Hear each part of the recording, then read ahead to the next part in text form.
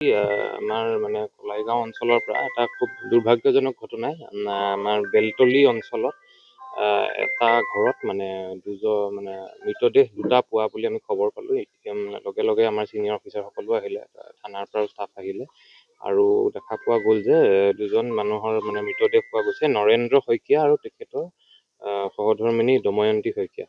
তেওঁলোকৰ বয়স 63 আৰু 55।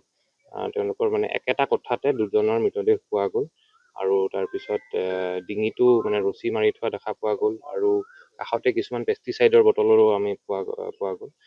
লগে লগে আমি মানে ইনভেষ্টিগেশ্যনটো আৰম্ভ কৰা হ'ল, আমাৰ ফৰেনচিক টিমো আহিলে আৰু গোটেইখিনি চালি জাৰি চাই যোনটো আমি গম পালোঁ যে মানে আৰু তেওঁলোকৰ পকেটত এটা মানে নোট এটাও পোৱা গ'ল, যোনটো তেওঁলোকে নিজে লিখা নোট এটা।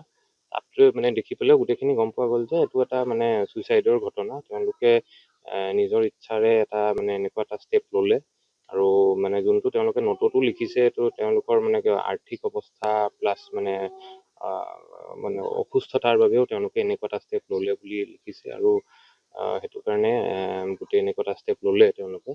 আৰু কিন্তু তাৰ মানে যি কি নহওক আমি বাকী আমাৰ কৰিবলগীয়া যোনখিনি আমাৰ মানে প্ৰচিডিউৰ্ছ থাকে, যেনে তেওঁলোকৰ ইনকুৱেষ্ট কৰা হ'ল, ফৰেনচিক এক্সামিনেশ্যনো কৰা হ'ব আৰু পষ্টমৰ্টেমো কৰা হ'ব, গোটেইখিনি আমি কৰিমেই। কিবা ধৰণৰ যদি বেলেগ এংগল যদিও এতিয়ালৈকে একো নাই, কিন্তু যদি আছে আমি সেইটো ফৰেনচিক তথ্যত ওলাব পিছত।